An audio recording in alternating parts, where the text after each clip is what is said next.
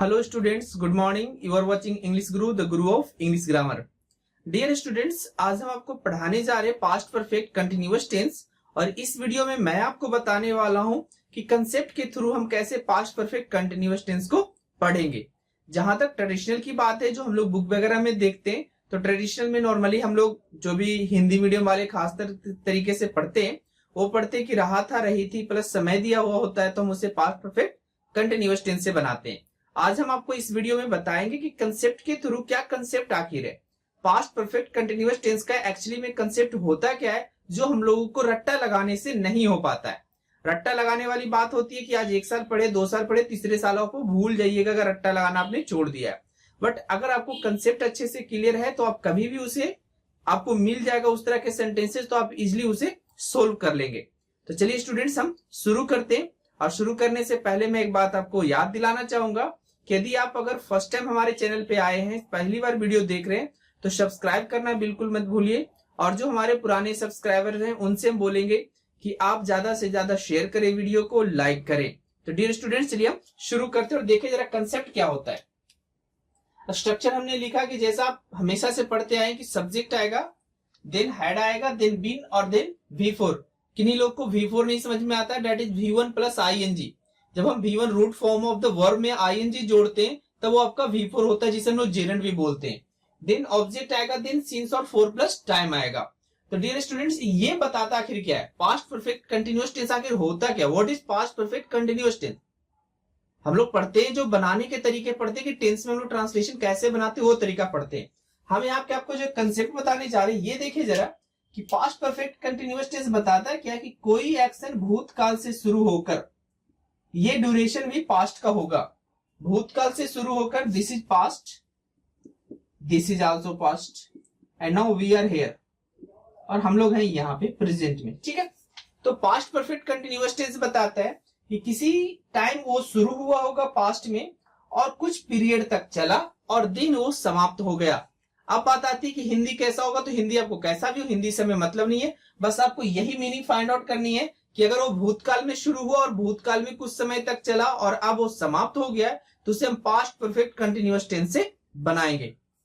I hope कि आपको concept clear हो गया होगा कि आखिर पास्ट परफेक्ट कंटिन्यूअस टेंस होता क्या है। बस यही रखना है कि पास्ट से शुरू हुआ, पास्ट में ही चला और बोलने के समय वो नहीं हो रहा है। जैसे हमने एग्जांपल्स लिखे यहाँ पे, या तो पहले हम आपको एक्सप्लेनेशन थोड़ी सी क्लियर करा दें।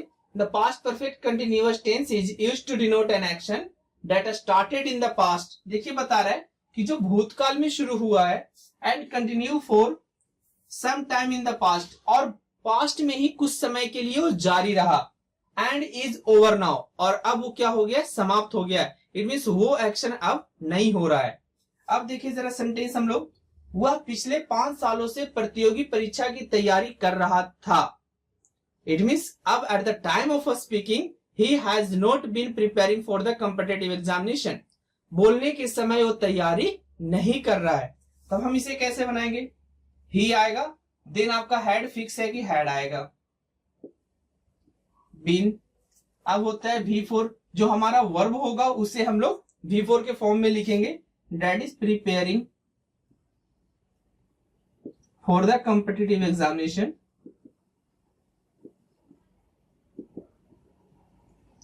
Competitive exams for the last 5 years।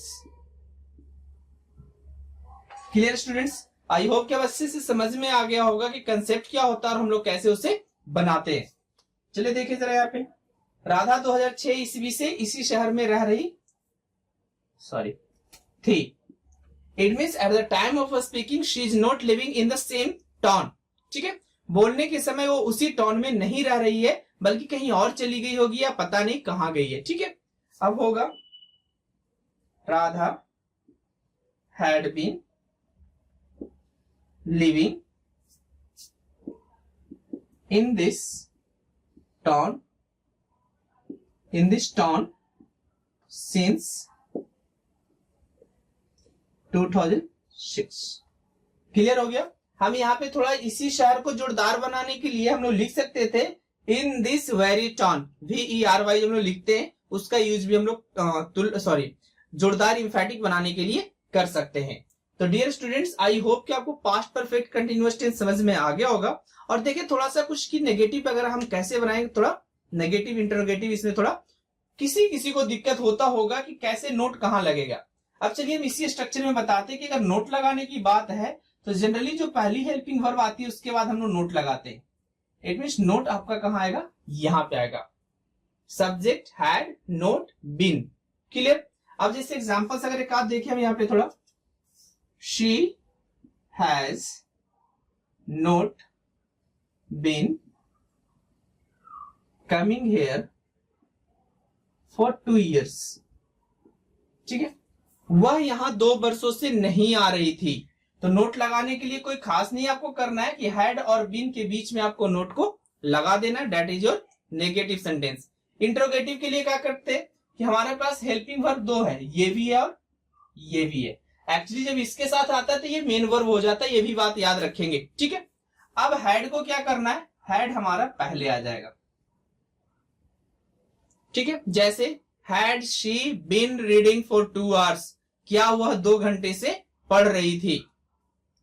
और कुछ एक कमेंट्स थे हमें जो हमें ज्यादा आई थिंक डॉट लग रहा था कि देखिए थोड़ा सा यहीं पे आपको बताएं जरा उस चीज को कि उनका कंसर्न क्या था कि अगर हमें WH से किसी भी टेंस में आपको WH से बनाना हो तो कैसे लगाते हैं हम लोग।